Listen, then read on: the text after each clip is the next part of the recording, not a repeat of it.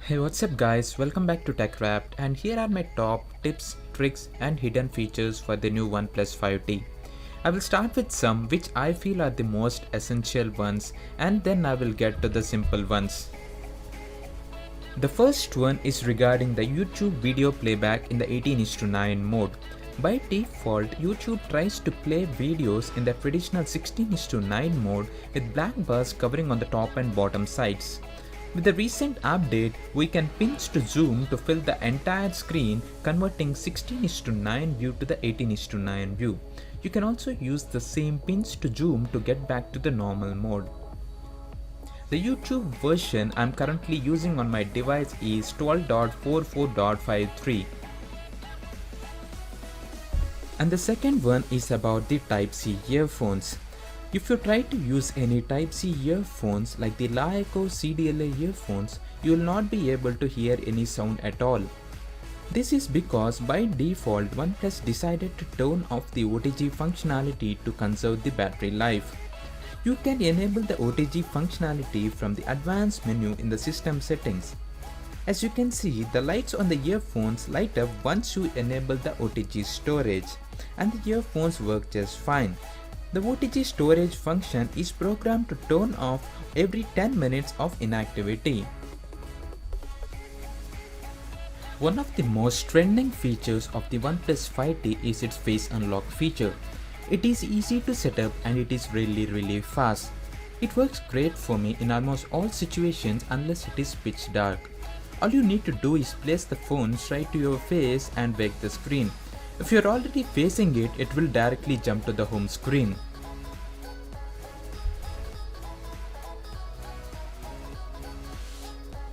Next is the app locker feature. With this you can encrypt your private apps and their data. You can also hide the notifications for those specific apps with the app locker feature. The only way to access these apps is by using PIN or passcode or pattern or the fingerprint sensor. Now we also have a redesigned apps section with parallel apps and full screen apps in addition to the normal settings. Parallel apps function is same as dual apps we have already seen on Xiaomi devices, where we can create multiple instances of the same app.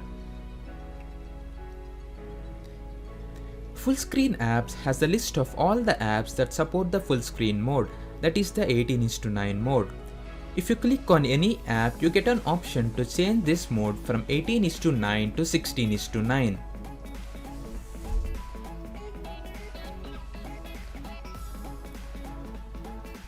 Next is the gaming do not disturb mode. You can find it in the advanced settings of the system menu, and with this mode you can block notifications for any app or game while in use. You can also answer through the speaker while using any of those do not disturb mode enabled games or apps. OnePlus supports 3 different Bluetooth audio codecs, SPC being the oldest one, aptX and aptX HD being the newer version. With Bluetooth 5.0 and the aptX HD, you can take advantage of high-end Bluetooth headphones like the MDR 1000X with a higher transfer rate. Next is the data usage control. You can find it in the data usage settings, and with this feature you can allow or forbid a specific app to access your Wi-Fi or mobile data.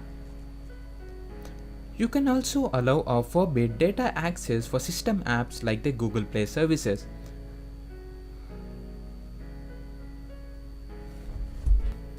Next is the full immersive mode.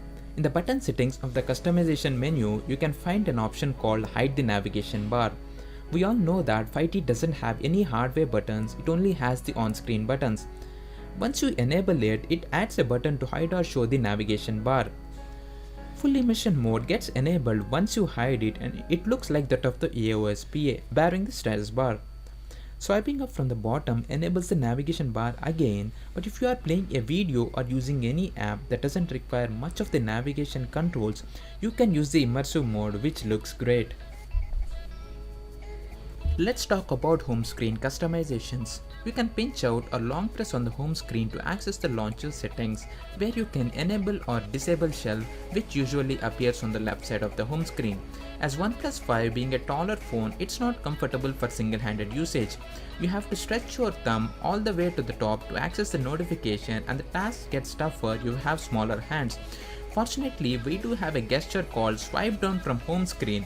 With single swipe, you can get to the notification, and the second swipe get to the quick setting toggles.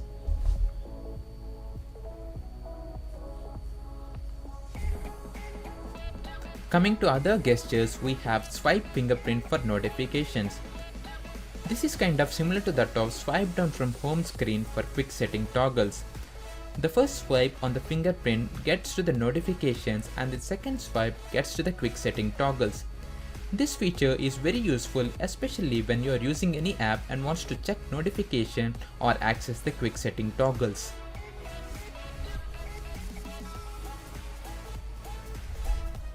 You also have long press to take photos. When using camera app, you can simply long press on your fingerprint sensor to take the pictures. You can flip the phone on incoming call to mute it. Take screenshots by swiping with 3 fingers on any screen. Double tap to wake is there. You can simply double tap on the lock screen to wake the screen. And we have the music controls. Music controls are very useful when the screen is off. You can simply swipe down with 2 fingers to play or pause music, and draw greater than or less than symbols for next or previous tracks. You can also draw a couple of alphabets to open camera or flashlight or record a video. You can also open applications by drawing these alphabets.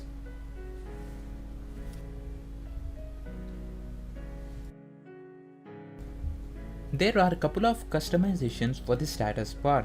You can change the style or hide the battery icon.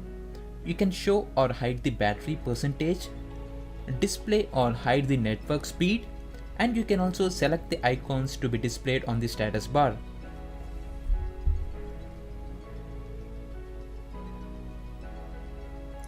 There are 2 font styles to pick. One is the standard Roboto font for Nougat, and the other is the OnePlus Slate font. We have a couple of features under the display settings. First is the screen calibration mode. You have different modes like sRGB and adaptive mode here. And next is the night mode. Night mode automatically changes the screen tone that is based on the environment and by reducing strain to our eyes. Next is the reading mode. This is similar to the night mode, but this is more optimized for text reading. Here I have turned on reading mode for 2 apps. This mode turns the entire app or the device into the black and white mode, which not only reduces the strain to our eyes but also conserves the battery life. If you are using book reading apps like Kindle, I highly recommend using it with the reading mode.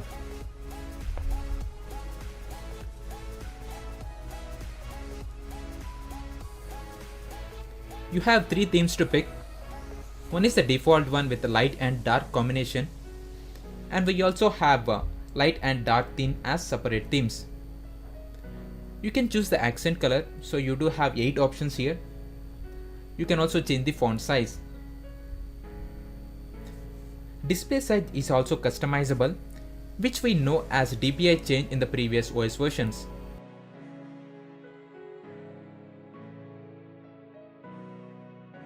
Ambient Display is a must-have feature for the AMOLED panel. It's a feature that's been inspired from Samsung devices. It wakes the screen when you receive the notification. It wakes the screen when you pick the phone. You have the clock, battery information, and the notification count on the ambient display. The LED is the multicolor LED, so you can set different colors for the battery and notification. Vibration intensity is customizable. You can find it in the sound and vibration settings. So with this, you can set the vibration tone for incoming calls, notifications, and even the vibration on tap to either light or medium or strong. You can find something called audio tuner in the sound and vibration settings. This is not the audio tuner for the speakers, this is only for the earphones. Those earphones can either be the Type-C earphones or also they can be the 3.5mm headphone ones. So you have different types of earphone types you can change. So one is the OnePlus Bullets. You do have OnePlus Bullets version 2, OnePlus Icons, and the JBL E1 Plus. Next, under storage and memory, you can find a section called cache data. Cache data is nothing but the data apps store on your device. Sometimes apps like the browsers store the data to avoid reloading it every time you connect to internet. So it could be a web pages, it could be pictures, it could be audio files, it could be anything. My personal suggestion is to clear the cache data once in every month. It not only frees up the space, it also speeds up the things. Finally, under the recent app management of the advanced menu, you can find two options. One is the normal clear mode and the other is a deep clear mode. If for some reason you are not receiving the app notifications, just make sure that the default mode is the normal clear mode. If you use the deep clear mode, it also clears the background process and you may not receive the notifications. That's it guys. Thanks for watching. I hope you liked the video. If you did, hit the like button and subscribe to my channel. Bye bye and take care.